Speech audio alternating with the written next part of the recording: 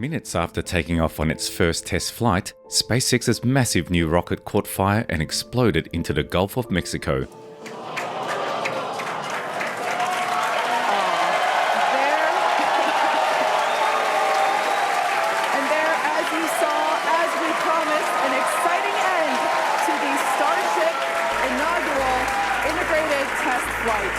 Stay with us till the end as we tell you why the rocket went down and how this impacts Musk's plans to ferry people to the Moon and Mars.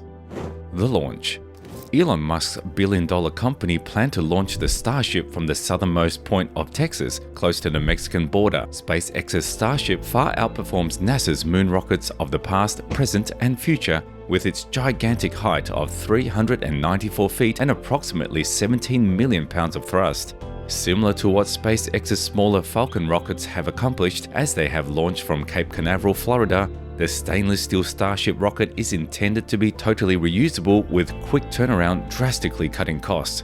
Starship's top portion, often known as the ship, has previously flown on quick hops, but this was the first time it had also launched with its lower stage vehicle. In February this year, the enormous launcher known as Super Heavy was launched while still attached to its launch mount. On that particular occasion though, its cluster of engines had only half of their normal power. However, this was the first time the 33 engines powered first stage booster had been launched.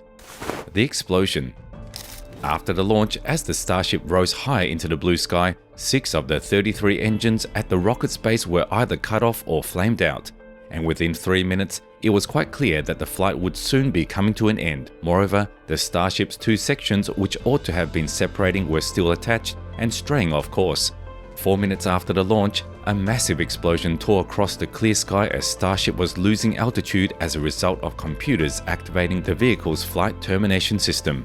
SpaceX stated in their official statement that with a test like this, success comes from what we learn, and today we learned a tremendous amount about the vehicle and ground systems that will help us improve on future flights of Starship. SpaceX also revealed that several of the Starship's 33 engine boosters were not burning due to the rocket's ascent, which caused it to lose altitude and it started to fail. Consequently, the rocket's self-destruct mechanism purposely destroyed it, causing it to explode and crash into the lake. The entire trip took place in 4 minutes as opposed to the best case scenario 1.5 hours, with the spaceship on top peeling out and making a round of our planet. It is worth mentioning that before veering off course and exploding, the rocket traveled at a top speed of around 2,100 km per hour and as high as 39 km.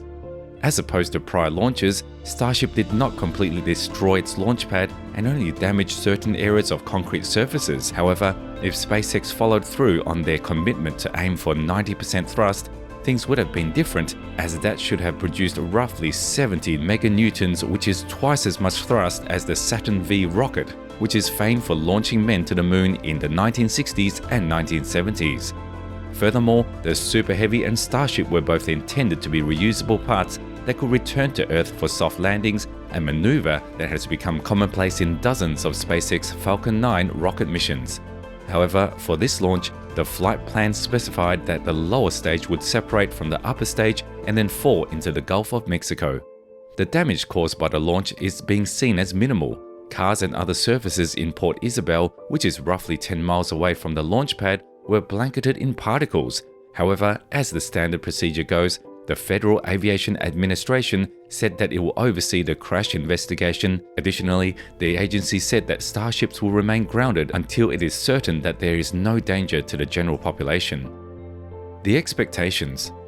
Even though the 2-stage rocket ship only made it to the height of 39 kilometers, the trip succeeded in its main goal of launching the new spacecraft successfully from the ground, which is the reason why officials at SpaceX were encouraged by the result. However, the mission did miss a number of other goals. For instance, the Starship was supposed to launch into space at least 150 kilometers above Earth, re-enter the atmosphere, and then plummet into the Pacific Ocean not far from Hawaii. However, in the weeks prior to takeoff, Musk himself gave the mission a 50-50 chance that the Starship would enter orbit and emphasized that this mission would be a victory if Starship clears the launch tower and avoid a pad explosion.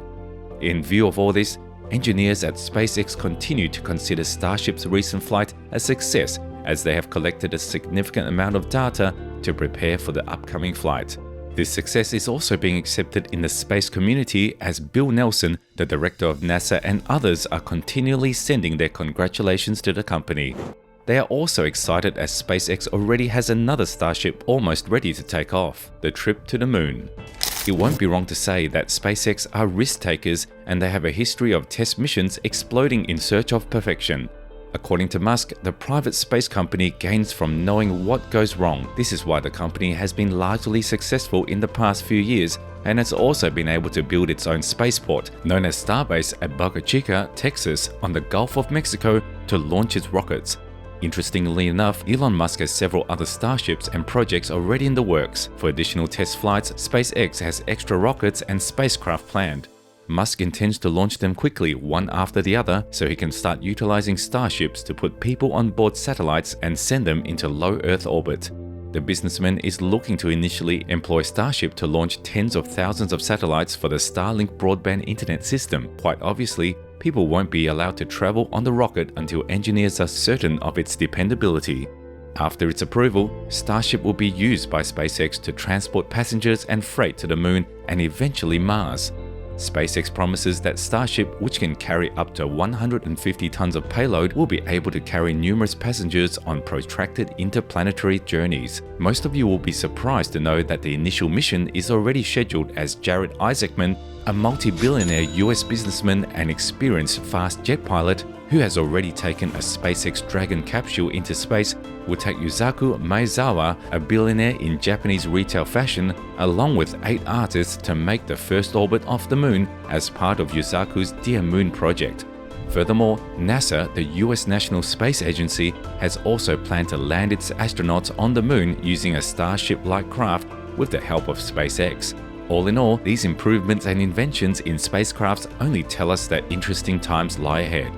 That's it from today's video. We hope you enjoyed the content of the video. If you did, show some love and hit that like button, and don't forget to subscribe to our channel so that you will never miss out on any of the amazing videos we have in store for you.